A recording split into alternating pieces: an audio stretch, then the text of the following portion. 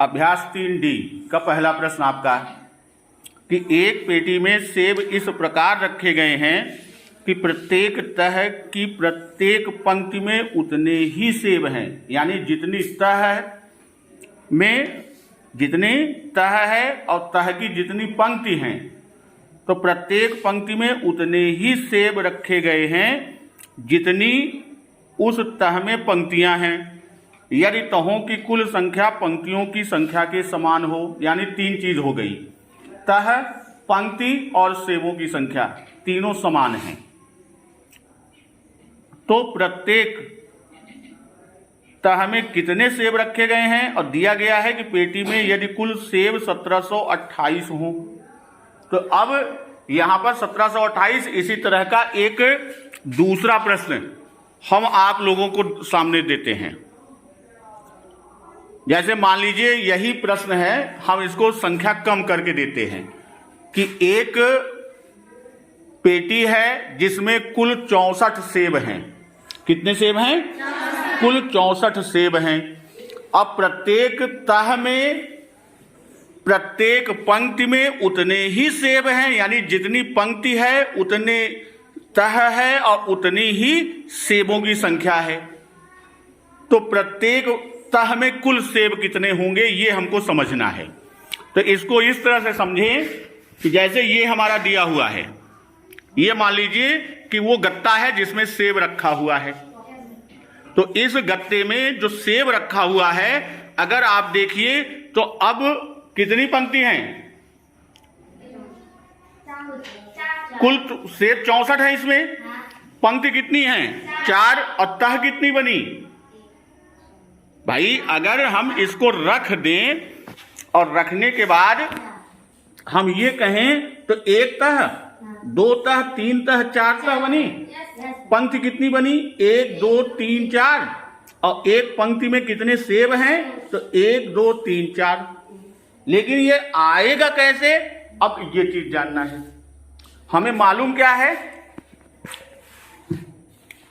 हमें क्या मालूम है? हमें मालूम है कुल सेब की संख्या। कुल सेब कितने हैं? कुल सेब 64 हैं। तो और यह कह रहा है कि जितनी पंक्ति बराबर तह की संख्या बराबर सेब की संख्या। पंक्ति की संख्या तह की संख्या और सेब की संख्या बराबर है। तो इसका मतलब कि हमारा जो बनेगा वह एक घनाकार आकृति बनेगी। तो जब ये घनाकार आकृति है, कुल सेबों की संख्या 64 है, तो हम क्या करेंगे कि प्रत्येक पंक्ति में सेब की संख्या निकालेंगे। प्रत्येक पंक्ति में सेब का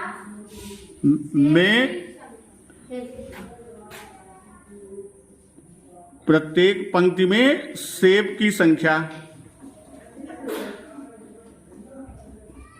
प्रत्येक पंक्ति में सेब की संख्या।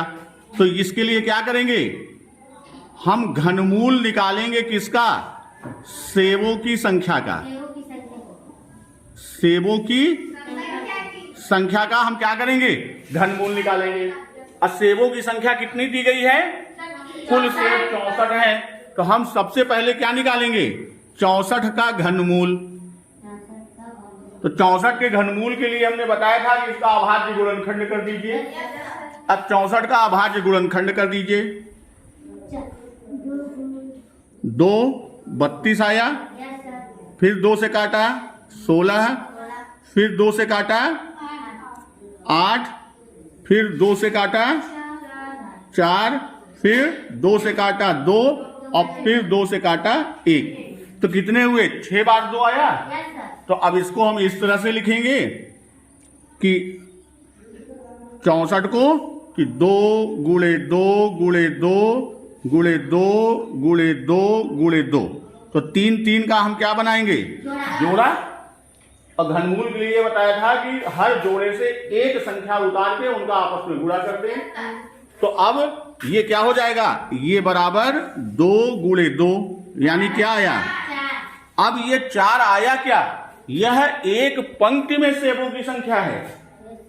और जैसे यहां हमने जो ये लिया था, यहां पे आप देखिए तो एक पंक्ति है ना, तो अब इस पंक्ति में सेबों की संख्या 4 है। अब कुल कितनी पंक्तियां हैं एक तह में? एक तह में 4 पंक्तियां हैं। तो अब हम क्या करेंगे, तह में सेबों की संख्या नीचे निकालने की क्या करेंगे कि एक तह में सेबों की संख्या, एक तह में सेबों की संख्या बराबर, तो क्या हो जाएगा 4 गुणे 4, यानी कितना हो गया 16 सेब। अब 16 सेब हैं या नहीं आप अपने टेलर में देख लीजिए, ये 16 सेब हैं कि नहीं इसमें। एक तह ये हुई, ये एक तह हुई, मान लो जी ये हमारा तह है, ये एक तह है। अब इस तह में ये कुल सेब हैं। अब देखिए कितने हैं, 1 2 3 4 5 6 7 8 9 10 11 12 13 14 15 16 और 4 तह है, तो 16 एक में, तो 2 में 32, 3 में 48 और 48,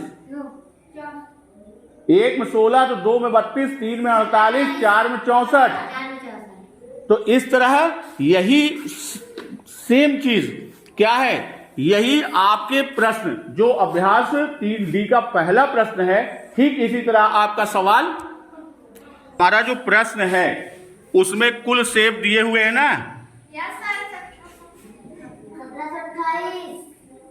कुल सेब कितने दिए गए हैं 1728 सेब।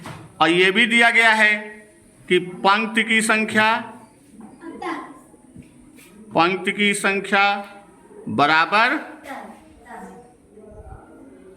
तह की संख्या बराबर प्रत्येक पंक्ति में सेब की संख्या। ये चीज मालूम है, तो इसका मतलब ये हुआ कि यह एक घनाकार गत्ता है जिसमें सेब रखा हुआ है। तो हमें क्या करना होगा कि एक पंक्ति में सेब की संख्या निकालना है ना,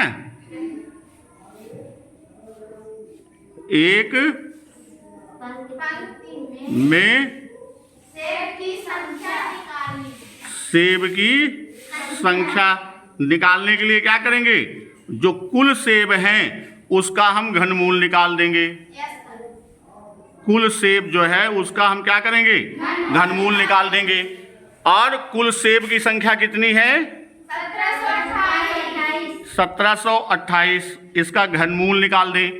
अब 1728 का अभाज्य गुणनखंड करो।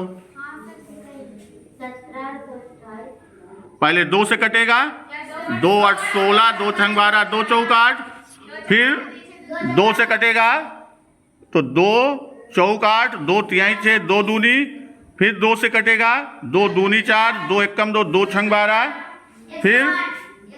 फिर 2 से कटेगा तो 108 आया, फिर 2 से काटा तो, अब फिर 2 से काटा तो पुनः 3 से काटा तो 9, 3 से 3 और फिर 3 से काटा 1, यानी यहां पर ये हमारा बना अभाज्य गुणनखंड। तो इसके अभाज्य गुणनखंड को घनमूल जैसे निकालते हैं आप निकाल लो।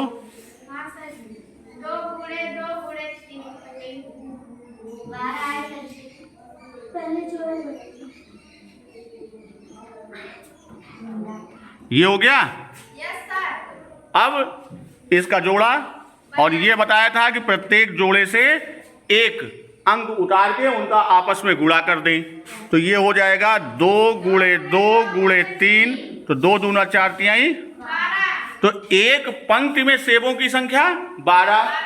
अब यहां पे दिया है ना कि कितनी पंक्तियां हैं, यानी तहों की संख्या, तो एक तह में उतने सेब हैं जितना प्रत्येक पंक्ति में है। तो एक तह में सेबों की संख्या आप निकालोगे, एक में सेबों की एक तह में सेबों की संख्या बराबर, तो क्या हो जाएगा 12 गुणे, तब आपका उत्तर आएगा सेब। तो ये आपके व्यवहारिक प्रश्न है। अभी तक तो सीधे अंकों पे हम हल कर रहे थे, अब हमको इबारती प्रश्न, यानी यह इबारती प्रश्न कहे जाते हैं कि इन इबारती प्रश्नों पे इन प्रश्नों का उत्तर हमको निकालना है। तो इसके लिए प्रश्न की भाषा को समझना होगा कि प्रश्न कह क्या रहा है, हमको क्या दिया और हमसे क्या मांगता है। भाई वो हमसे मांग रहा है उत्तर ना, तो मांगने के पहले वो कुछ देगा तब तो मांगेगा, ऐसे तो है नहीं कि सीधे मांगबे करे। भाई मांगे के पहले कुछ देख पड़े, जैसे हम आपसे प्रश्न पूछब तो ओके पहले हम कुछ देव यानी पढ़ाई, तो पढ़ाने के बाद तब हम आपसे पूछेंगे। तो वैसे ये क्या प्रश्न ने दिया और फिर आपसे क्या मांग रहा है। ठीक, चलो लगाओ।